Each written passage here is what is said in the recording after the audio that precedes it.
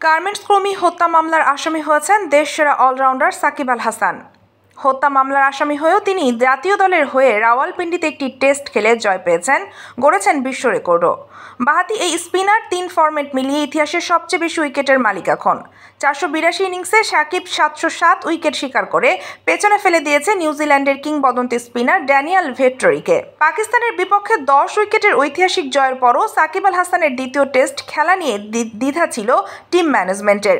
গত শনিবার বিসিবি সভাপতি ফারুক আহমেদ জানিয়েছিলেন, প্রথম টেস্ট শেষ সাকিবের ব্যাপারে চূড়ান্ত সিদ্ধান্ত নেবে টিম ম্যানেজমেন্ট। কিন্তু এখন পর্যন্ত সাকিবকে নিয়ে বোর্ডে কোনো আইনি নোটিশ যায়নি। তাই শুক্রবার ৩০ আগস্ট দ্বিতীয় টেস্টে সাকিব খেলছেন এটা প্রায় নিশ্চিত। বিশ্বসেরা এই অলরাউন্ডার খারাপ সময় তার সতীর্থদের পাশে পেয়েছেন। অধিনায়ক নাজমুল হোসেন শান্ত, মমিনুল হক, দীর্ঘদিনের সতীর্থ মুশফিকুর রহিম, শরীফুল, এনামুল হক বিজয়, রুবেল হোসেনরা সামাজিক যোগাযোগ মাধ্যমে সমর্থন জানিয়েছেন সাকিবকে। সব মিলিয়ে সাকিব যেমন দুশ্চিন্তামুক্ত থাকার বার্তা পেয়েছে, তেমনি সাকিবও বিসিবিকে আশ্বস্ত করেছে তার মামলার বিষয়টি খেলায় কোনো প্রভাব ফেলবে না। মঙ্গলবার সকালে ইসলামাবাদের ক্লাব মাঠে অনুশীলনে দলের সঙ্গে থাকছেন সাকিব।